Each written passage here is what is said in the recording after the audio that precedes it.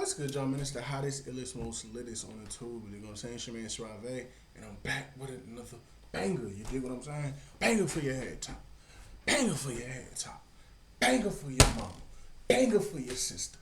Banger for your auntie. You dig what I'm saying? Banger for the homie.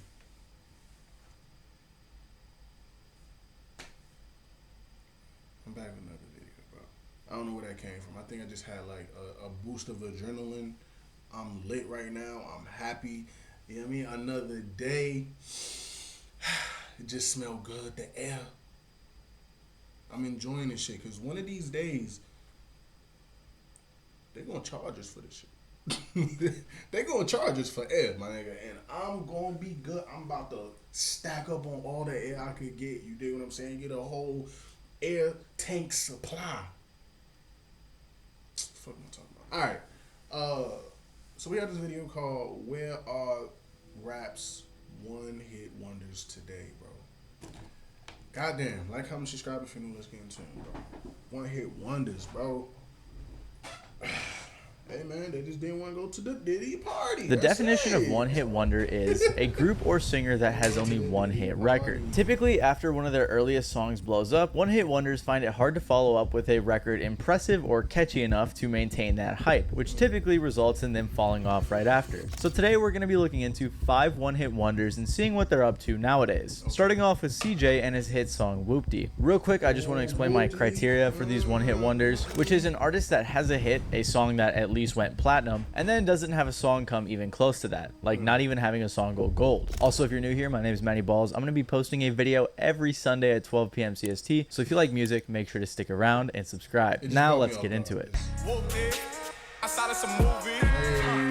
CJ is a rapper who many know for his song Whoopty, and literally nothing else. People literally refer to him as CJ, parentheses Whoopty, because they don't know any other songs from him. So CJ began his rap career as a kid and started posting music to YouTube and SoundCloud when he was just 14 years old. He released a handful of songs over the years and saw a little buzz after he likely paid for a 6ix9ine feature for the song Pop in 2018. So that's what I'm saying. That's my story. People think that the Whoopty song was my first song that I ever made and I just blew up. Nah, you gotta do your research. I gotta do your homework. I've been doing this for years, 10 years plus.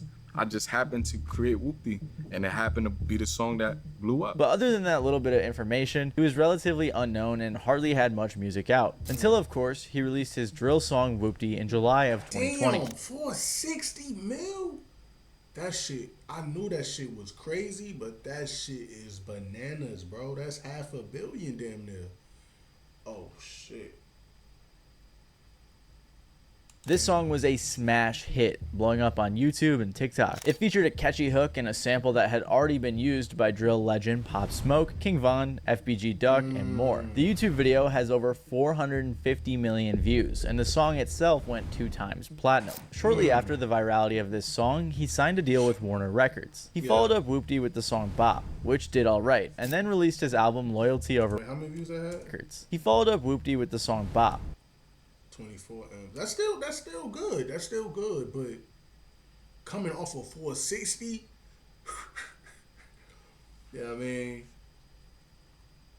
hey, listen, 100,000 is cheap to a billionaire. You dig what I'm saying? But to a nigga who ain't have shit, 100,000 is a lot of bread. Shit, 100,000 is a lot to me. You dig what I'm saying? For coming off of 460 mil to 24 M's, okay. Which did alright, and then released his album Loyalty Over Royalty, which did not perform well at all when compared to his previous hit. With single after single, CJ was struggling to replicate the success he saw with Whoopty until he eventually parted ways with Warner Records. We had our differences with the label, and you know, we decided to part ways. I'm gonna leave it at that. But I do want to clarify, a lot of people who aren't doing so hot like to rephrase being dropped by their label as parting ways or having disagreements. It's very possible that CJ was dropped. Hello Yassine even claimed that he was dropped, but I'm not sure how accurate that is. Regardless, things started going downhill for CJ for a couple of reasons. One of the main reasons that he couldn't replicate his success was because he just jumped on a trend. A Reddit user explained fairly well why Whoopty blew up like it did and why he couldn't create a hit like it again. They said, Whoopty came out 2020. Months months after Pop Smoke died. Keeping it a grand, after Pop Smoke died, people were desperate for another drill star. That's why that shit plus Dusty Locane's Nah, that said niggas. That ain't say people. It said niggas was desperate. I was just talking shit. got millions of views quick, and that was their first songs. After Pop Smoke died, one of the most popular drill artists, there was a huge longing for more hard-hitting, aggressive drill songs, and people began trying to fill that void. Whoop-Dee was literally made off a Pop Smoke type beat, so it's pretty obvious what market CJ was trying to dip his toes into. It was actually his first drill song. Really? Tonight's not just. Oh, that was his first drill song. So why he say like? He said it's not his first song he made, but CJ said that was his first. He'd been making music for 10 years, but he wasn't making drill music for 10 years. Okay, that's the difference. There was also another controversy going on with CJ where many people were accusing him of being a fake gangster. I'm not going to go too much into detail about this, but a lot of people lost respect for CJ because of this. Because like I said, I ain't want to get pigeonholed. I caught myself getting too deep into them pants is hard. I fuck with that. All right, fashion nigga. Sorry, my bad. to that drill shit. And I'm like, yo, I gotta remember, I'm not a drill artist, bro. Like, I'm over here beefing with drill rappers and this and that about the drill music. So I'm like, yo, bro, like, what am I doing? Like, I'm sitting here like holding myself into this little circle. Meanwhile, there's a whole world and a whole other genre out there, you know what I'm saying, that I could be working with.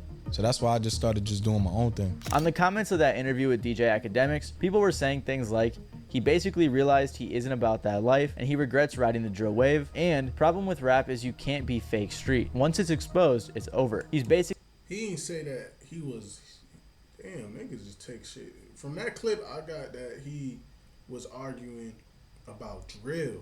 He didn't say that he wasn't really outside. You dig what I'm saying? He just said that he didn't want to talk about drill. But I don't know, maybe it's more to the story. He just ain't say that part. Basically the Spanish Slim Jesus. Since all of this went down, CJ hasn't released any music of his own since January of 20. That's disrespectful. The Spanish Slim Jesus? Do y'all remember Slim Jesus, bro? Come on, bro. That's that. 2023. He hasn't posted on Instagram since then, other than a few IG stories here and there. So for now, it looks like CJ has gone MIA. He does have a very young career though, so the chance of him making a comeback is definitely possible, but with how much people just dislike him or straight up forgot about him, it's pretty unlikely. What you know about rolling down in the deep? Masked Wolf is an artist whose name you probably don't even recognize, but I promise you've heard his viral TikTok song, Astronaut in the Ocean. So I think that sums this up pretty well. Masked Wolf is an Australian artist who has actually been putting out music for a long time. He started playing instruments as a kid and writing songs when he was 13. However, it wasn't until 2018, when he was 27 years old, that he signed to Teamwork Records and released his first official single, Speed Racer. He quickly followed that up with the song Astronaut in the Ocean in 2019, but it didn't blow up back then. It took a handful more singles for Masked Wolf to get signed to the US-based record label Elektra Records in 2021. After signing to Elektra, he re-released Astronaut in the Ocean, and it went super viral. It hit number 6 on the Billboard Hot 100 and eventually went 2 times platinum. TikTok was a huge aid in this song's virality, along with pretty much every other social media platform. You may have heard these lyrics repeated again and again and again and again and again and again and again in various places across the internet. It is a track that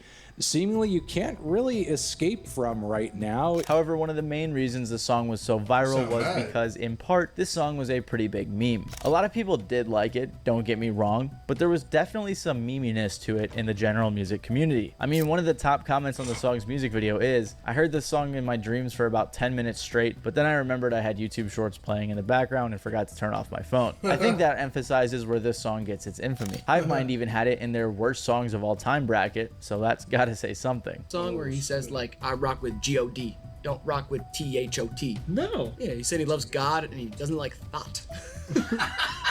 I don't know if those are the exact words, but he definitely spells out G-O-D, and then right away spells out T-H-O-T. It's like usually God and the devil are raging inside you, but then for him it's God and thoughts. Hey, Masked Wolf is awesome. And this song, honestly, this song's only grown on me over time. That's fair. funny. So the fact that so many people hated this song, or at least didn't take it seriously, really didn't help Masked Wolf's future career. He followed up Astronaut in the Ocean with a few singles and then his debut studio album, Astronomical. But those songs did not perform nearly as well as his hit single did. Like I've emphasized throughout this video, it's hard to live up to that success no matter who you are, but it's especially difficult when you're relatively unknown. Masked Wolf said that he was a big rap fan growing up and was really inspired by artists like Kendrick, so he wanted to be like them. But he said Astronaut in the Ocean wasn't received as seriously as a song from someone like Kendrick would be, so his label wanted him to do something different. He said I feel like I feel like the key to the reason why one hit wonders ain't really like popping no more is because you don't really have a fan base. You know what I'm saying? Like, niggas come from out of nowhere, right? And then you hear a song that's popping. Okay, cool. But then a month later, a week later, I'm gonna hear another song that's popping. It's not no longevity or substance with it when you just got one song. But if you had a fan base already and the fans built that shit up, like say for example, DDG, right? Not the best example because but he had a hit though. Moonwalking in Calabasas. He has a actual fan base. You dig what I'm saying? DDG had a fan base, and even though he don't have a hit that's as big as Moonwalking in Calabasas, he not out the picture. He not irrelevant because he still got his people. He's still active on YouTube. He's still doing things to push his DDG brand.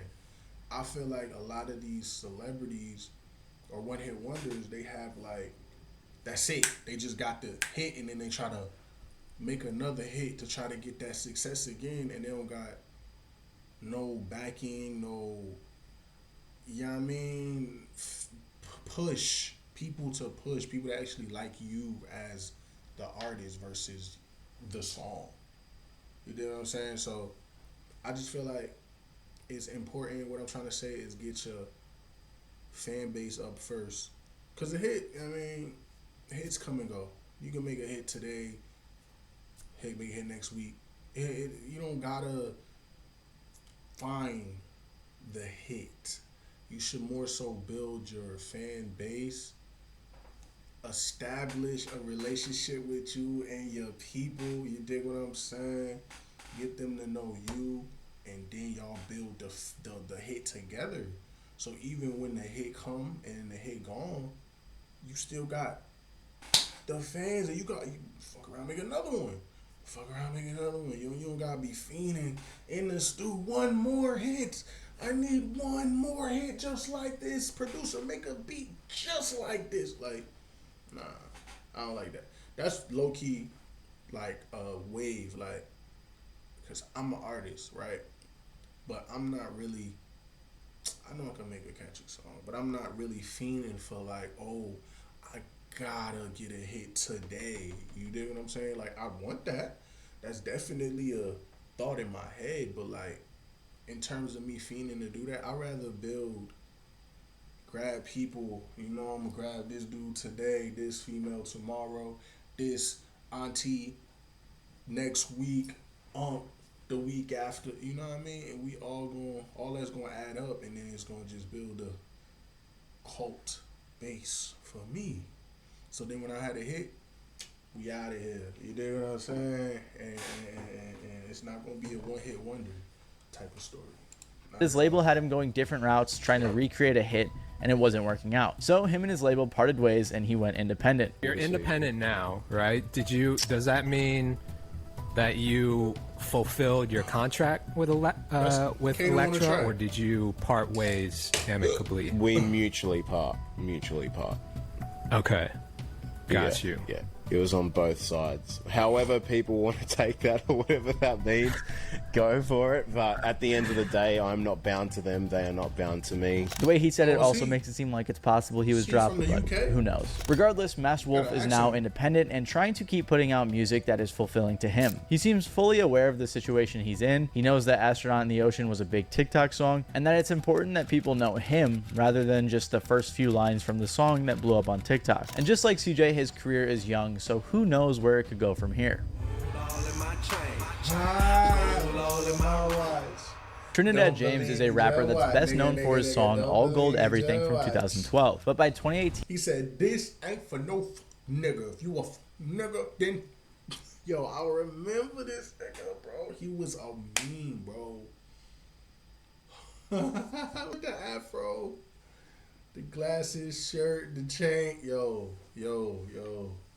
Where is he? Where is Trinidad? He had admitted on the No Jumper podcast that he had fallen off. Things happened pretty quick for Trinidad James. He began looking at beats and writing lyrics after high school, and in 2011 he started rapping. He got invited to a studio session, but didn't like the quality of the studio he was in, so he invested in a premium studio session in which he recorded his song All Gold Everything. He released it as his debut single in 2012, and it went viral. He also released his debut album Don't Be Safe, but that paled in comparison to the success of All Gold Everything. The single peaked at 36 on the Billboard Hot 100, and like many of the other songs on this list, it went platinum. And when an artist has a hit song like this, the labels come calling. He quickly signed to Def Jam for a $2 million deal. In early 2013, the song got a remix with T.I., Young Jeezy, and 2 Chainz. Also, fun fact that you probably already know or maybe didn't notice, but Bruno Mars interpolated All Gold Everything on his song Uptown Funk. Trinidad's career was going very well. He started collaborating with other artists like Logic, Gucci Mane, Wale, and most notably A$AP Ferg on the Work remix alongside French Montana, A$AP Rocky, and Schoolboy Q. And I guess I broke my rule here a little bit because this song also went platinum, and he did have another one go gold. I did feel like he had a second song. I forgot what it was though, but that was a while ago. I was in Georgia at that time. I remember that shit, bro. That was hard. I think he's from Atlanta too.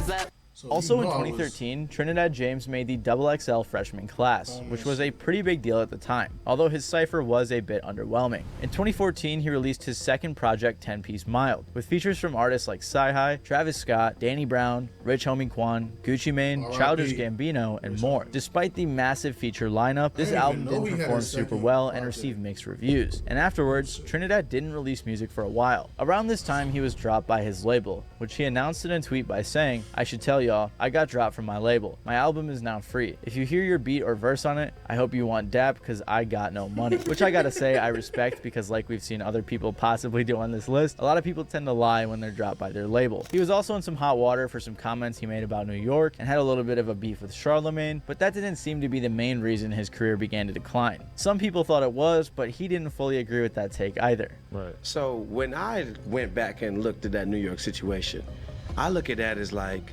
oh damn, y'all got to just see an angry black man talking this shit.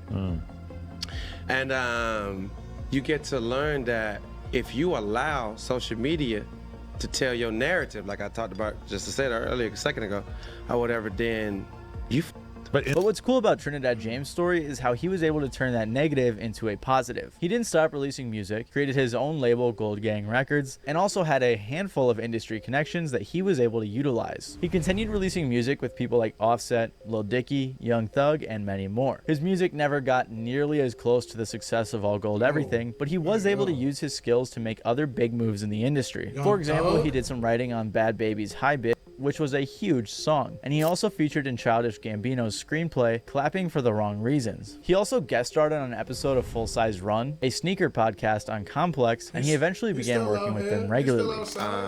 It just kind of popped up, bro. Like I did this show as a guest, and then my accountant was like, "Hey, bro, maybe you should go up there and do the show." And I was like, I don't need that money or whatever, you know what I'm saying? I was thinking about the money. I wasn't thinking like how I need to think, which is like business. It seemed to work out well since Trinidad was a pretty big fashion guy. He's also just been posting a ton of content on YouTube outside of music videos, so it really does seem like he's still having fun and keeping himself busy. And his latest music is actually pretty good. He's been tapped in with the music industry and really just seems like a cool guy having fun with his music. We gotta react to a Trinidad James. Silento is probably the best example of a one-hit wonder, because after creating the viral hit song and dance with Watch Me, he fell off the map and later ended up in jail for murder. So Silento began his career in 8th grade, working with small producers making music and posting it online. Eventually, when he was a junior in high school, he found a guy named Bolo the Producer and made a song that he knew would be a hit. He started getting in contact with promotion companies and eventually signed with Capitol Records as they believed in the hit potential of this song. Capitol Records wanted to try a new campaign leveraging the popularity of songs that encouraged the listeners to I thought whip was watch me whip was a dance. This nigga was talking about really whipping niggas. He went to jail for her. Oh shit. It be the ones you don't expect, bro. This nigga made a dance track. And he out here dancing, making the gun sing. You dig what I'm saying? How the fuck?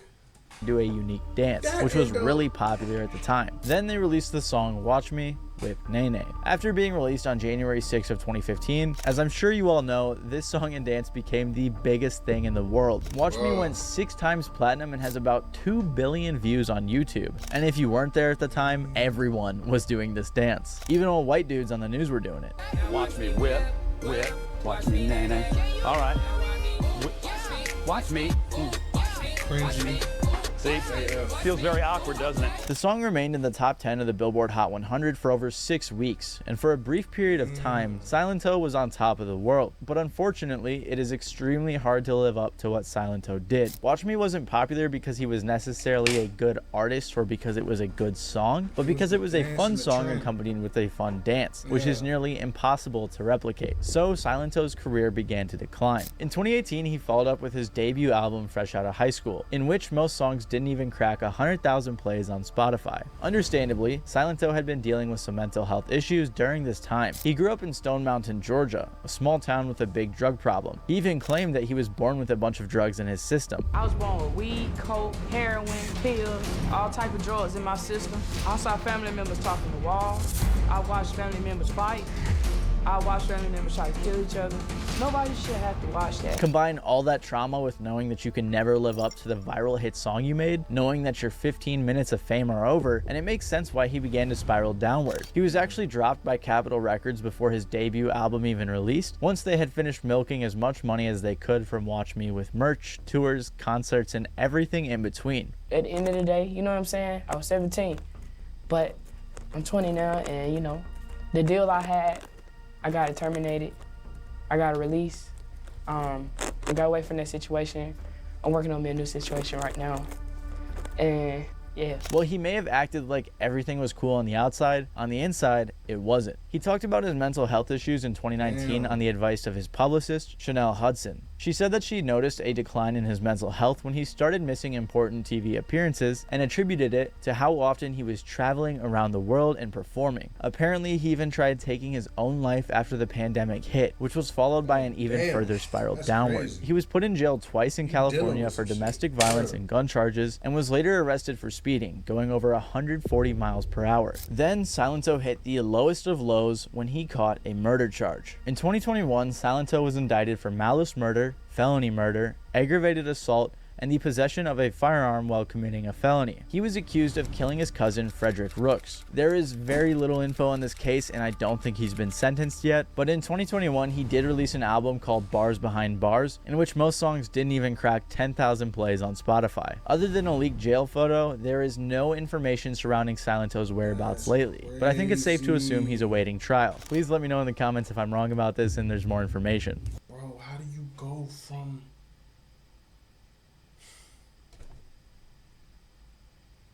That's crazy, bro. That's crazy. I just threw these guys on the list because I thought it was funny, but I'm sure some of you have wondered at one point or another what happened to the guys who made the What Does the Fox Say song. I never wondered this, not one time in my life. I'm gonna end it off right here, bro. I've been here long enough. Hope y'all enjoyed the video, bro. Like, comment, subscribe if you're new, man. It's the hottest, most latest on the tube. You dig what I'm saying? It's your man Suave.